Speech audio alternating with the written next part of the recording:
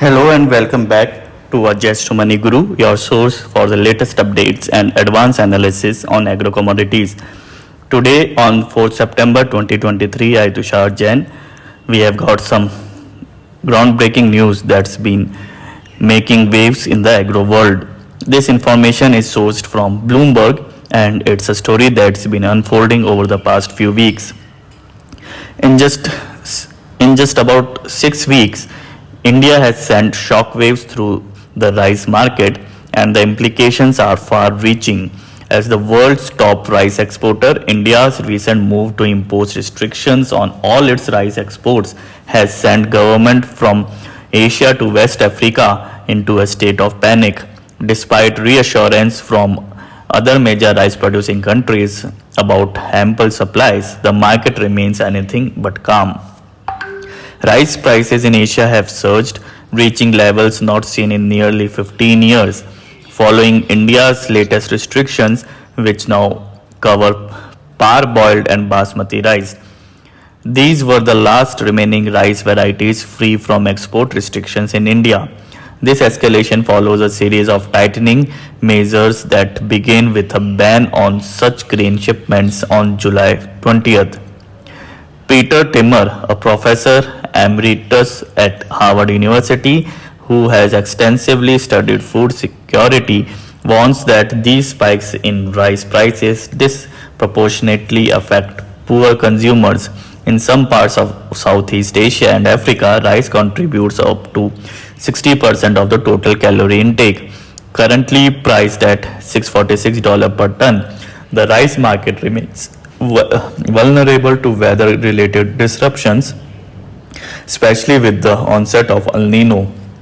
Speaking of weather, the threat of El Nino this year looms over key rice growing regions in Asia.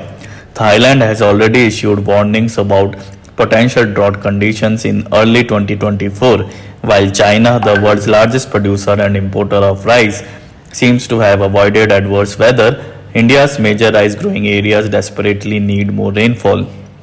Now, let's delve into the political motivations behind India's measures. Prime Minister Narendra Modi's government is gearing up for an early election next year, and high food prices can be politically damaging. These restrictions have indeed had an impact, with rice prices in New Delhi remaining higher than last year, albeit steady since the export ban in July. The ripple effect of India's restrictions are being felt across borders. The Philippines was compelled to cap rice prices nationwide due to an alarming increase in retail costs and reports of hoarding by traders. The Philippines is the world's second largest rice importer.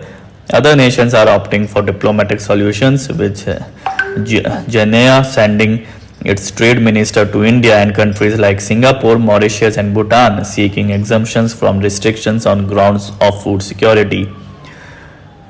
Interestingly, Thailand, the world's second largest rice exporter, is seizing the opportunity. Thai trade officials have been on a roadshow in recent weeks, visiting key rice importing nations including Philippines, Indonesia, Malaysia, and Japan. Their message is clear: if you want rice, we have it. Vietnam is also stepping up to support the market, indicating that it's likely to exceed its export target for the year without jeopardizing its own food security. Shipments to Indonesia and China have notably increased. However, Myanmar's rice ambitions recently wavered. The nation's rice federation suggests a temporary halt to shipments to cool rising domestic prices, a proposal that was ultimately rejected by the government. To wrap things up, we'll keep a close eye on Asian benchmarks, as the Thai Rice Exporters Association is expected to update its white rice 5% broken price following its weekly meeting. Investors worldwide will be watching this benchmark closely to gauge whether calm or concern is trending. That's it for today's update on the agro commodities front. Don't forget to like, subscribe, and hit that notification bell to stay informed about the latest developments in the world of agro commodities. Thank you for joining us at Ajayastromoneyguru. We'll catch you in the next video. Until then, keep a close eye on the markets, and as always, happy trading.